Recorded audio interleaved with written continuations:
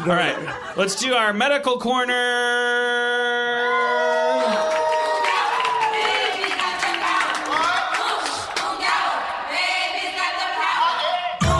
Medical corner. Okay. All right. You know, we haven't seen in a long, long time and haven't checked in on him, and he has a dramatic update. Our good friend Siike Donnelly. All right.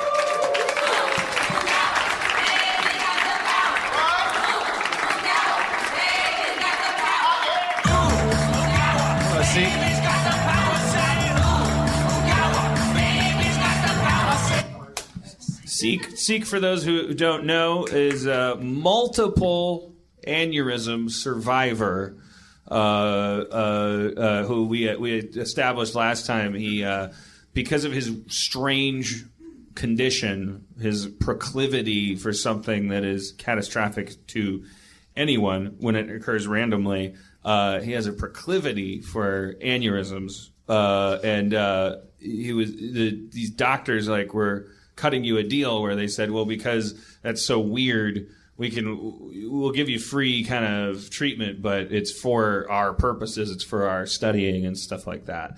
And you've got your own neurologist as well. But you were just telling me in the green room.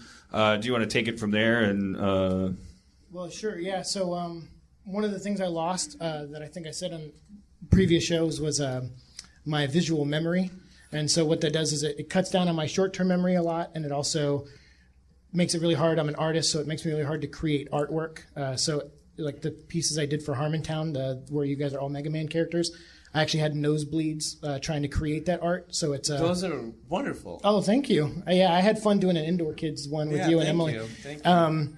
And so it takes a lot out of me to create things.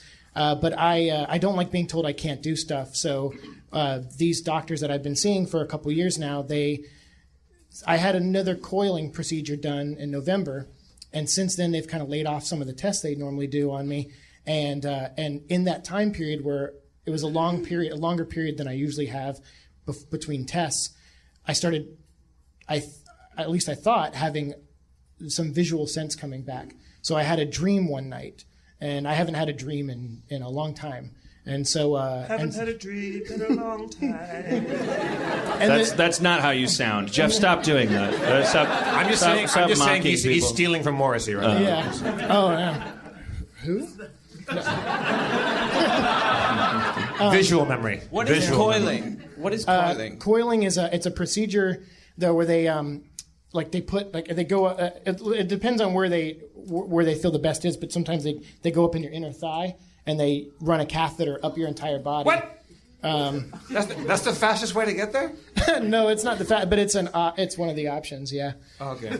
So they're like, either we could start up here or we could do the thigh. We do the thigh. No, well, that was my option. So I did that. So they're writing up like an artery or a vein or something like that? Or? Yeah, and then they go straight up. Good heavens. And then they put these like coils into kind of clip and direct, the aneurysms, like in case and to drain them sometimes too. So they'll put them in and hold them in place and all that stuff. So since I have multiple ones keep growing, they have to do this procedure, more often than they. So if a new one comes up, they go in and take care of it. Yeah, with these coils. I think the last two times I didn't get one at a time. I got two or three.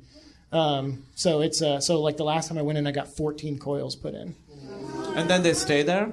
Yeah, I mean for a while. Over time, some of them dissolve. Oh, okay. Yeah. So they ran these tests. So I had this dream, and then I was trying to explain the dream, and they were like, well, because I have trouble saying things visually, I was having trouble explaining the dream, but I knew I had one. So then they're like, oh, it's probably nothing, whatever. So I said, okay. So then a week or two later, I could have sworn I had another dream. And then I said, okay, now I'm starting to connect a really major dot here. After my aneurysm, there was a time when I was writing and stuff again that I would draw, doodle a little bit. And then since then, I've been under this program.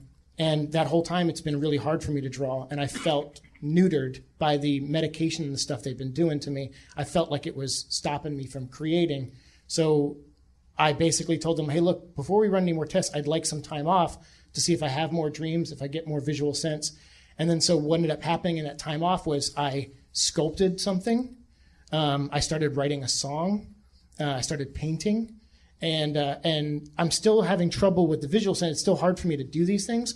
But the neat thing is that, or not the song so much, but the neat thing is that I'm conquering it. Like I'm beating, I think, whatever this wall was that I was hitting. So recently I told those doctors, like, hey, I appreciate all the help, but I want out of this program. And they're like, well, we advise against that because they paid for a lot of my medical treatment. They're like, you make no money at all. So, and even less than a normal artist because none of my stuff sells and it's all for charity.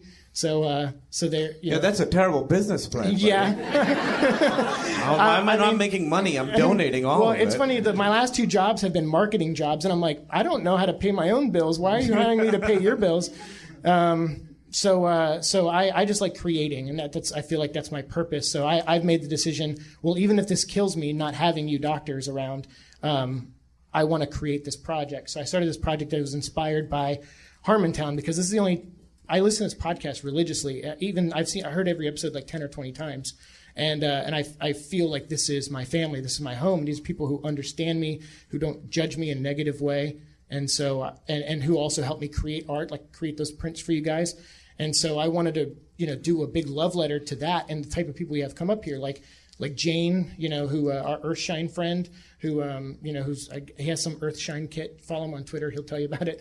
And then we have like Levi, and you have these people who are really great people, and they are in search for an identity. And I feel like that's what I'm in search for, because my memories of childhood are gone.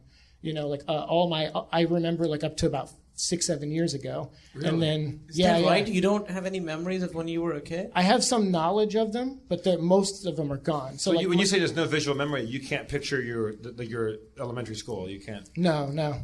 Or my mom. Or child. Really? Yeah. So that's why me and my mom have such a weird relationship now, is because she always says, don't you remember when you did this? Don't you remember that? And it breaks my heart every time to tell her that I don't, because then I see the look on her face. Do you feel that now that it's kind of trickling back in, like your visual sense, that maybe memories might come? I'm hoping, and that's why I want to explore it. And like I said, it's if anything's worth dying for, it's to find out who you are, So I said, well, so I don't want I have my one neurologist, but everyone else, I'm like, you can all go away. Like, let me explore this. Let me see how deep this pool is. That's amazing. And were they balking at it because they saw you as an investment for their own research? That they put a lot of effort and money into you? There's that, but then there's also, like, they do care for my well-being. They're doctors. They're trying to make me a better me, obviously, but I don't want the help now. I want to find out who Siike is, and I want to find out what kind of artist he is. So, I heard you talk to Katie at South by Southwest, and she said, I'm trying to figure out what kind of artist I am. I want to paint, I want to draw, I want to, create music. And you're like, do them all. So I was like, you know what, I'm going to do them all too. And so I'm releasing a book called Elan Vital, which is French for vital force. And it's a book about the first robot that gets a soul. And in order to prove that he has a soul, he creates a bunch of different art styles. And so I'm creating the art styles like as the robot, obviously. And so every page is a different art style. So I do purism, surrealism, I do sculpting. I teach, I choreograph a dance. Like I'm literally doing every art style I can think of and putting it all in one book as a big love letter to art, but also a big love letter to the people that inspired it, which is pretty much everyone that's ever heard or listened to or come to this show, and you guys, obviously. That's amazing. But there's this sobering, chilling edge to the whole thing where you're gambling like you're this thing that we all sometimes take for granted, but also are imprisoned by, which is like your well-being. You already have to deal with that being at risk all the time. And you've now made this decision that these guys that put coils up there and build levees and things and stuff. You're associating their tests and treatments and things with a mitigation of your true self, and so you're just gonna like the guy in Into the Wild, kind of like you're gonna go off and do the Alaska of not getting these coils anymore, and there could be poison berries, or there could be amazing buses that you get to live in. I haven't seen that movie. Is that what happens? Yeah.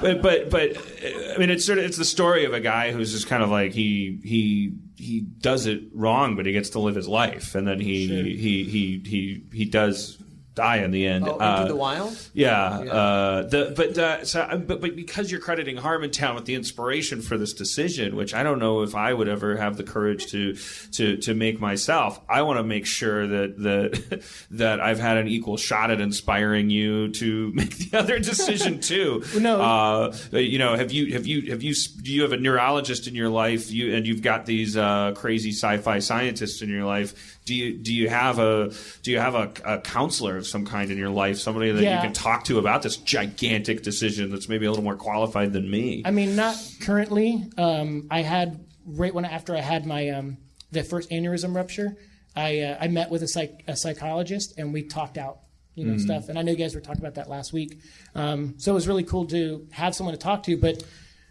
I also suffer, like I said, some emotional damage from where the rupture happened. So I'm also like the most robotic person to talk to at times. Like I feel happy and stuff, and I get that, and then there are times where I feel sad. But in the middle there, it's like that's where it gets weird.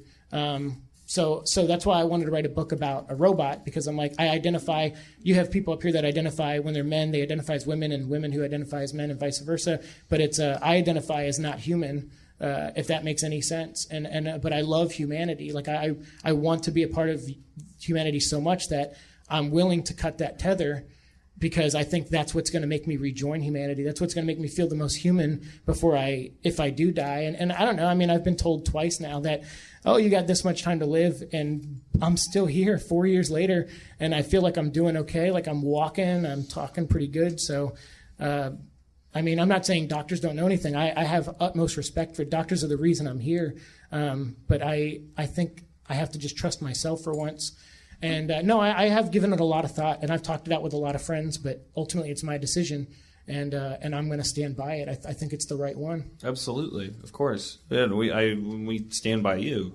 You're our friend. Thank you so much for... When you say you don't have like the memories, is it like you do stuff and then sometimes you don't remember you've done it? Lately, it's been happening a lot more. So there's a chance you might not remember Dan's retelling of the duck joke.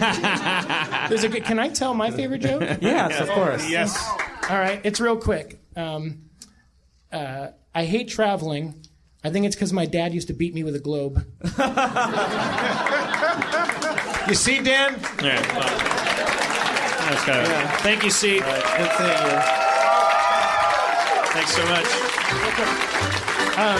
If I can plug it real quick. Yeah, absolutely. The book I was talking about, Elan Vital, the Kickstarter starts tomorrow, and I'm looking to raise $5,000 to make a limited 500 print run of it. Cool. So if anyone out there would like to donate, I would appreciate it. Is it Elan like A-L-A-I-N? E-L-A-N. Oh, Elon. Elon, yeah.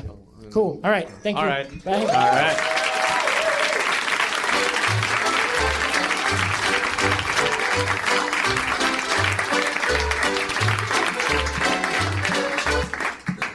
Holy smoke. That guy has to actually deal with one of the most offensive things in the world, which is our relationship with an unforgiving, unpredictable God. That's, hashtag cancel humanity. Cancel God. Does anyone cancel God? Racist. That's why. Yeah, your problem with a joke on Colbert. Yeah. The ice caps are melting, you dicks. Does anybody else in the room have? I don't know if it's sympathetic or empathetic pain, where somebody describes an injury or an illness or whatever that you feel physically the thing. Like I had this thing where he talks about brain aneurysm, and my head starts hurting like crazy. Or someone says I had a friend that had a hernia like operation, and my abdomen started hurting. I don't know if anyone else has that. But it's like he's up there, and my head just starts. I don't get headaches. My head just starts pounding during that. Like I don't know. I don't know if I'm alone. Yeah. Applause. How many people have that? Oh, good. Okay. Yeah. It's like if someone like like has a knee injury. It's like, oh god damn it! Like if his knee starts aching. Oh yeah, I can't watch shows where people get hurt, like Tosh or whatever, and it's like where there's just people getting wrecked. Like Yeah. it's like can't. It's I like the idea of someone who's like that, but has a terrible knowledge of anatomy. So like the wrong parts of their. Yeah, my appendix hurts. Oh, my foot. Is that a Patan joke? You know it, buddy. You're catching on. Patan.